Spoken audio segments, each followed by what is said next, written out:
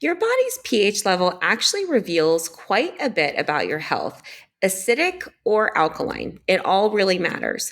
But how do you test it the right way? In this video, I'm going to talk about exactly how to measure it, as well as interpret a little bit your pH levels for better health. It's so complex, right? The body is amazing. If you're new to my channel, welcome. My name is Dr. Erica Steele. I'm a board certified naturopathic doctor. I hold 7 degrees in my field, all in the natural healthcare space. I like to say that I went to school so you don't have to. So, why do pH levels matter? So, if you're also in my intro to holistic medicine course this week, we're getting all into objective data. If you still want to join, there's still time. You can do so by clicking the link in the bio and filling out that form. It's a self-paced, self-guided course, so you can register whenever you need. So, let's talk about pH levels and why they matter. So, when you're too acidic, that can leave you susceptible to inflammation or even disease risk. And then when you're more balanced, naturally, it leads you to more optimal health.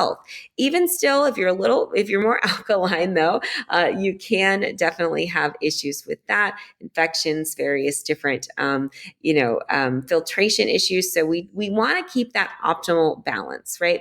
And so when and where and how do we use? So typically you're just going to get your standard pH strips. I like to get the ones, they're by Encyclopedia, and they have also little numbers on them. So they have a chart, and it makes it really easy. So a lot of times they'll have ones that have a tube, and you just kind of roll it through and see the different colors, and super, super easy.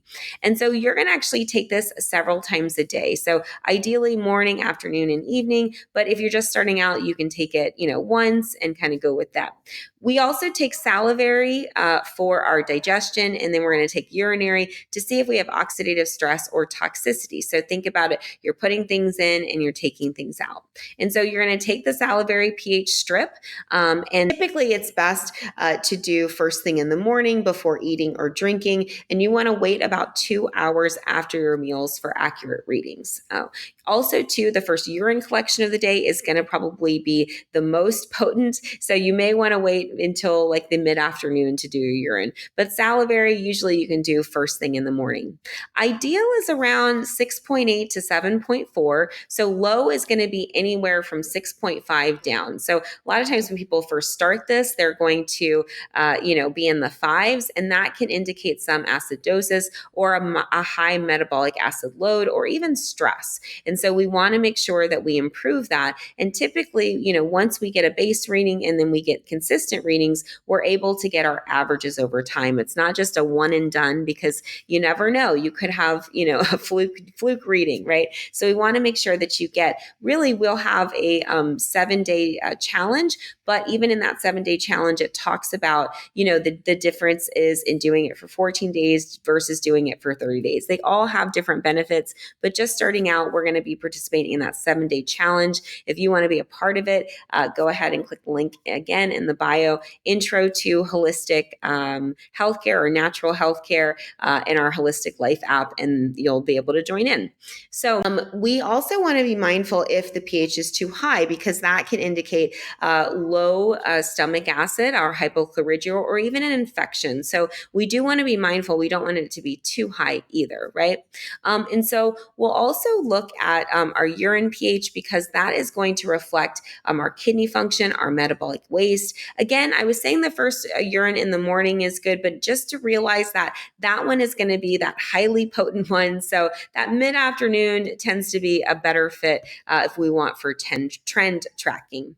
Again, I like to have that sweet spot of 6.8 to 7.2, but you can go as low as 6. I wouldn't suggest it.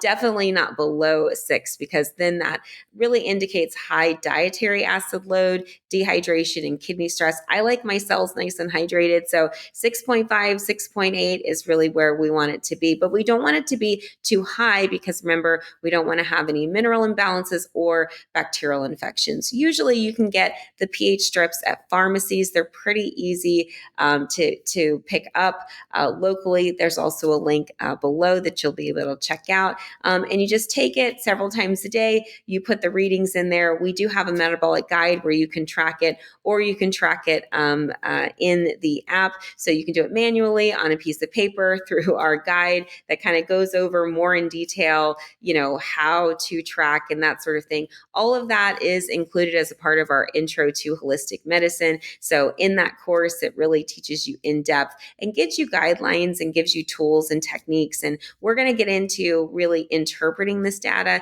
and getting in more deeply. And really, as we get into part 2, what we can do about it. So right now, we're just getting in the habit and the consistency of tracking. So if you want to jump in and start tracking and monitoring your health so that you are more empowered with your health choices, definitely click the links below and join all of our festivities in our community. We would love to have you. And of course, like, share, comment, subscribe for more.